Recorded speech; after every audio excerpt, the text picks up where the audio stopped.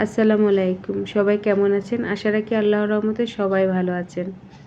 চিন্তা করতেছেন ফ্যান দেখাচ্ছি কেন?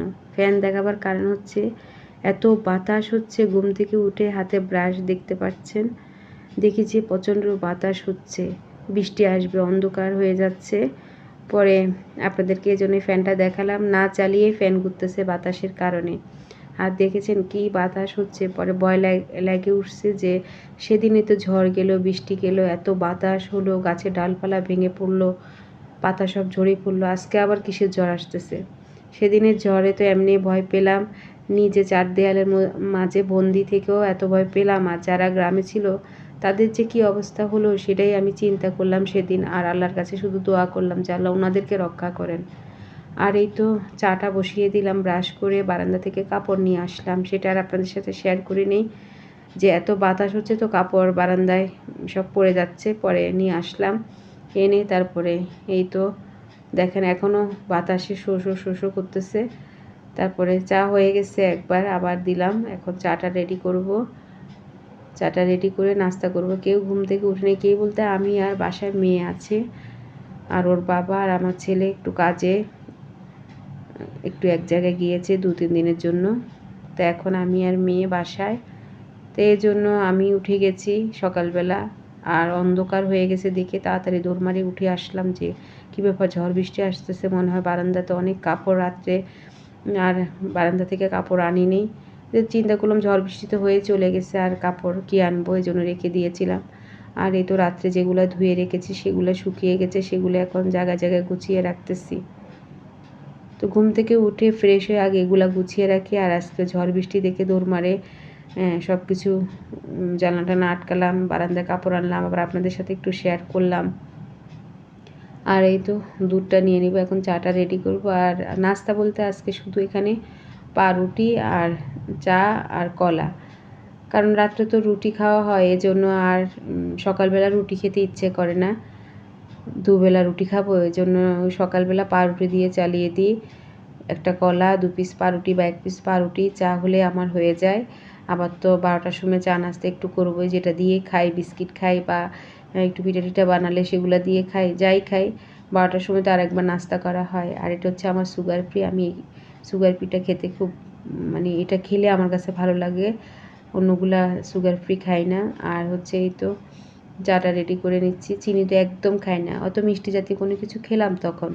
আর এই তো এখানে আরও অনেক কিছু অ্যাড করেছি, সুজির কোটা টোটা অ্যাড করেছি, সেদিন তো আপনাদেরকে দেখালাম। কালকে রাত্রে আবার সুজি ছিল, সেগুলো ঢেলে ঢেলে এখানে কিছু কোটা রেডি করলাম। আর এখানে আচারটা দেখাচ্ছি, এটা হচ্ছে আপনার ডাকনা বন্ধ বলে যে সেই আচার, কাঁচা আম কেটে যে ভিনেগারে ভিজায় সেই আমটা। ছোটোবেলা আমার আম্মাই আচারটা করতেন। তা আমি সেদিন আম এনেছিলাম আপনার 3 কিলোর মতো, এনে তারপরে কেটে এভাবে আচারটা আমি করেছিলাম, আপনাদের সাথে দেখালাম। কিন্তু আর কোটাতে যে ঢুকিয়ে রেখেছি সেটা আর দেখায়নি। আজ মনে হয় 7-8 দিন হয়ে গেছে মনে হচ্ছে আচারটা, এখনও খুলি নেই। তো এই তো চাটা রেডি করে নিচ্ছি। তো যখন পোলাও খিচুড়ি করব তখন এই আচারটা বের করব। আর এই আচারটা একদম কচকচে থাকে, কিছুটা ভিনেগারে একটু নরম হয়, কিন্তু অনেকটা কাঁচা আমের মতোই থাকে, ভালো লাগে। তো একটা কলা, 2 পিস পাউরুটি আর চা। এখন নাস্তাটা করে নিয়ে তারপরে ঘরবাড়ি গোছাবো, মেয়েকে উঠাবো ঘুম থেকে, তারপরে রান্নাবান্নার আয়োজন। আর এই তো রান্নাবান্নার আয়োজন বলতে এখানে কাঁচা কাঁঠাল এনেছি যে আগের দিন রাত্রে বিকেলবেলা। তো এখন এটা রান্না করব, কারণ রেখে দিলে এটা ফোটা হয়ে যাবে, খেতে ভাল লাগবে না, ফেলে দিতে হবে। আর খুব খেতে মন চাচ্ছিল আমার কাঁচা কাঁঠালটা, তো এই জন্য আজকেই রান্না করে ফেলবো। আর এখানে আগে থেকে সব কিছু মানে সর্ষের তেল হাতে লাগিয়ে নিচ্ছি, না হলে তো যে আঠা, এই ভয়ে আনতে চাই না কাঁচা কাঁঠাল, কারণ এত আঠা লেগে যায়। তো এই তো কাঁঠালটা খুবই ফ্রেশ, একদম কচকচে, গাছ থেকে মনে হয় পাড়ে আনছিল যে, একদম টাটকা। আমিও কিনে আনলাম আর মনে হয় উনিও পেরে আনছে, এরকম অবস্থা। তো যাক, এখন কেটে নিয়ে আর কি দেখাবো এটা আপনাদেরকে, আমি নিজেই তো মানে অস্থির হয়ে যাচ্ছি এটা কাটার পরে, এত কষ আর এত আঠা হচ্ছে। তো এখন দেখি কতটুকু পারি আপনাদের সাথে দেখাতে। তো এখন কেটে নিই। আর খুব ভালো ভিতরে, বিচিগুলো একদম নরম ছিল, তবে বিচি হয়েছে আছে না অনেকগুলা কাটলে বেশি শক্ত হয়ে যায় না, তো একদম ভালো ছিল কাঁঠালটা, যা খেতে মন চাইছে, তো এই জন্য মনে হয় ভালো জিনিসটাই কপালে ছিল। অনেক দিন থেকে ইচ্ছে করতেছিল চিংড়ি মাছ দিয়ে রান্না করব, গরুর মাংস দিয়ে রান্না করব, আবার অনেকে পাঁচমিশালি ডাল দিয়ে রান্না করে কাঁচা কাঁঠাল। আর এই তো কেটে টেটে ভাই উদ্ধার হলাম। তা এখন এই তো সিদ্ধ বসা দিচ্ছি, এখানে হলুদের গুঁড়ো আর পানি দিয়ে এখন সিদ্ধ বসা দিচ্ছি। তো সিদ্ধ হচ্ছে, ভালো মতো সিদ্ধ করে তারপরে পানি ঝরার জন্য নিয়ে নিব। তো সিদ্ধ হয়ে গেছে, আমি পানি ঝরার জন্য এভাবে একটা জাজনির মধ্যে নিয়ে নিলাম।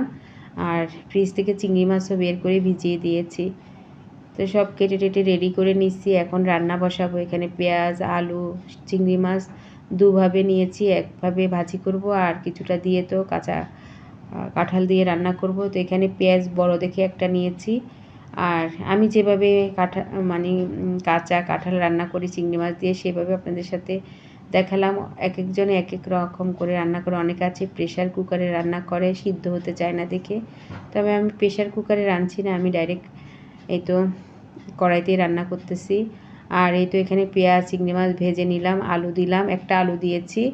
আর এখানে রসুন পেস্ট 2 চামচ, আর হলুদের গুঁড়ো, মরিচের গুঁড়ো, জিরে ধনিয়া, স্বাদ মতো লবণ, আমি যেভাবে রান্না করি। তারপরে এই তো ভালো মতো নেড়েচেড়ে এখানে একটু পানি দিয়ে আমি কষালাম, সেটা আর দেখাতে পারিনি। অনলাইনে আমি একটা জিনিস অর্ডার করেছি, সেটা এসেছিলো, তারপরে আবার চলে গেলাম ওখানে, ভাইয়া নিয়ে দাঁড়িয়েছিল, পরে ওনার থেকে জিনিসটা নিলাম। আর এখানে একটু পানি দিয়ে এখন ভালো মতো কষাবো। আর এই তো এখানে 5-6টার মতো চিংড়ি মাছ নিয়েছি, মেয়ের জন্য ভাজি করবো, কারণ মেয়ে আবার রান্না চিংড়ি মাছ খেতে চায় না, ও ভাজিটাই পছন্দ করে। তরকারি খাবে, কাঁচা কাঁঠালটা খাবে একটু, কিন্তু ওই চিংড়ি মাছটা আর খাবে না, তো ওর জন্য একটু মচমচ করে ভেজে নিচ্ছি। তো এই ছিল দুপুরের মেনু, আর কিছু না। রাত্রে তো রুটি খেলে সবজি বা ডিম ভাজি বা আলু ভাজি এগুলাই করবো।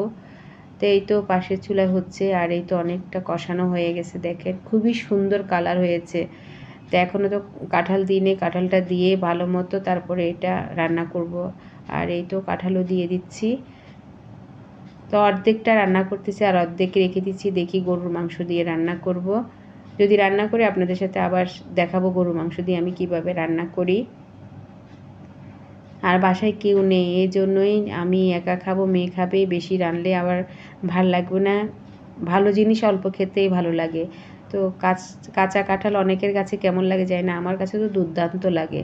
আর এখানে এই তো চিংড়ি মাছটাও ভাজা হয়ে গেছে, এই জন্যই বললাম ভালো জিনিস অল্প খেতেই ভালো লাগে, যারা পছন্দ করে তাদের কাছে তো ভালোই। আর এই তো কষানো হয়ে আসছে, এখন ভালো করে নেড়ে চেড়ে এটা আমি এখানে পানি দিয়ে ঢাকনা দিয়ে দিব, আর কাঁচামরিচ দিব। তো যে বলের মধ্যে আমি চিংড়ি মাছ মেখেছিলাম, ম্যারিনেট করেছিলাম, ওটার মধ্যে পানি ধুয়ে দিয়ে দিলাম। আর এই তো আর একটু পানি লাগবে, এমনি তো অনেকটা নরম হয়ে গেছে, আমি যখন ভাপ দিয়ে নিয়েছি, সিদ্ধ করে নিয়েছি। আর একটু পানি দিয়ে দিলাম, দিয়ে এখন আমি এখানে ঢাকনা দিয়ে দিব। তো ঢাকনা দিয়ে দিলাম, হতে থাকুক। তারপরে তো রান্না কমপ্লিট, কয়েকটা কাঁচামরিচ দিয়ে দিলাম। আর এখানে চিংড়ি মাছও আমার ভাজা শেষ। আর এই তো রান্নাটা অনেক সুন্দর হয়েছে, কালার কিন্তু এখানে বোঝা যাচ্ছে না। আর ভাত। তো এই ছিল আমার আজকে দুপুরের মেনু। আর এই তো অনলাইন থেকে কী এনেছি দাঁড়ান সেটা আপনাদেরকে দেখাচ্ছি। এখানে এগুলো এনেছি আমি আগের দিন বিকেলবেলা, কালকে গিয়েছিলাম তখন এনেছিলাম, আর আপনাদের সাথে দেখাইনি, শুধু বাজার সদাইগুলাই দেখিয়েছিলাম। এই কয়টা চামচ আর 2টা বল, ওই যে মাছ ভিজানোর জন্য লাগে। আর এটা এসেছিলো অনলাইন থেকে। আমার অনেকগুলা তেলের ঝাড় আছে, কিন্তু কাচের নেই।